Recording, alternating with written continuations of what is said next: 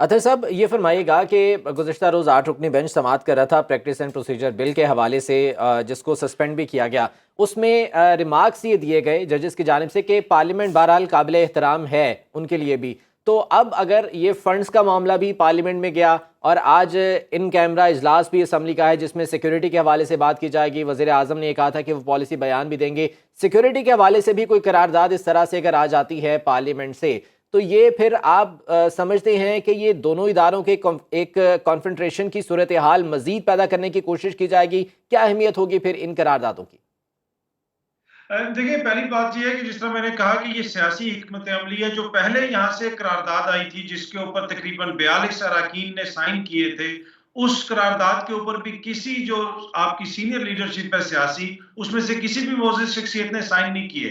वज़ीर आज़म साहब ने साइन नहीं किए, ना ही राना सनाउल्लाह साहब ने किए या ऑपोजिशन लीडर ने किए। तो उससे आप अंदाजा लगा लें कि उनको खुद भी पता है कि इन करारदादों की कितनी आईनी और कानूनी हैसियत है जब कोर्ट में मामलात जाएंगे। अब अगर इसी तरीके से आप करारदादों के जरिए आप समझते हैं कि अगर आप कोर्ट के किसी ऑर्डर को खत्म कर देंगे तो कल वजीर आजम आजाद कश्मीर भी अपनी पार्लियामेंट का इजलास बुला लें और वहां पे अक्सरियती एक करारदाद मंजूर करके अपने आप को बहाल कर लें। क्या मुल्क का निजाम अब ऐसे चलेगा? देखें, इनकी ख्वाहिश तो है कि ये पार्लियामेंट के पास पीछे छुपे हैं, लेकिन इस वक्त पार्लियामेंट की अपनी जो हैसियत है वो क्या इतनी है कि वो अदालत को हुक्म देगी और अदालत हुक्म मान लेगी? आदि तो वहां पे इस वक्त नुमाइंदगी नहीं है।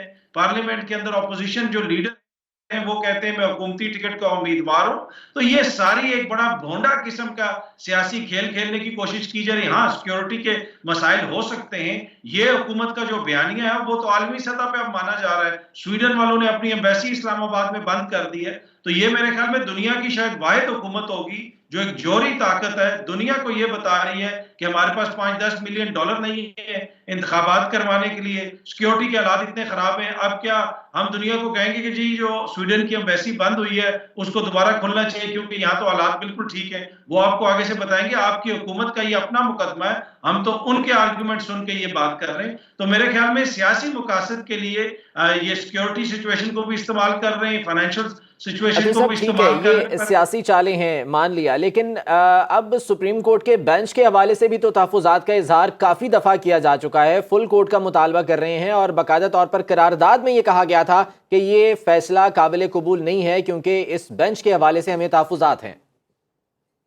जी, मैंने पहले अर्ज की कि उस करारदाद के ऊपर शहबाज शरीफ साहब करते हैं ना दस्तखत, उस करारदाद के ऊपर करते हैं बिलावल दस्तखत, उस करारदाद पे करते हैं जरदारी साहब दस्तखत। अब नवाज शरीफ साहब जो खुद पाकिस्तान में अदालतों को मतलूब है, वो लंदन में बैठ के आपको बताएंगे कि जी ये बेंच मुतनाज़ है।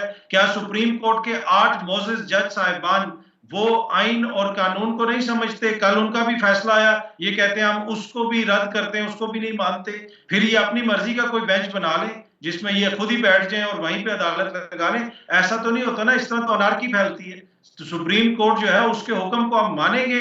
इस हुकूमत की ताकत आइन और कानून के अंदर है और उसी आइन और कानून में सुप्रीम कोर्ट की भी ताकत लिखी हुई है, हुकूमत की भी और पार्लियामान की भी। तो ये टोटल एक सियासी मकासद के लिए और इलेक्शन के खौफ की वजह से ये लोग मुल्क को अनारकी की तरफ लेके जा रहे हैं।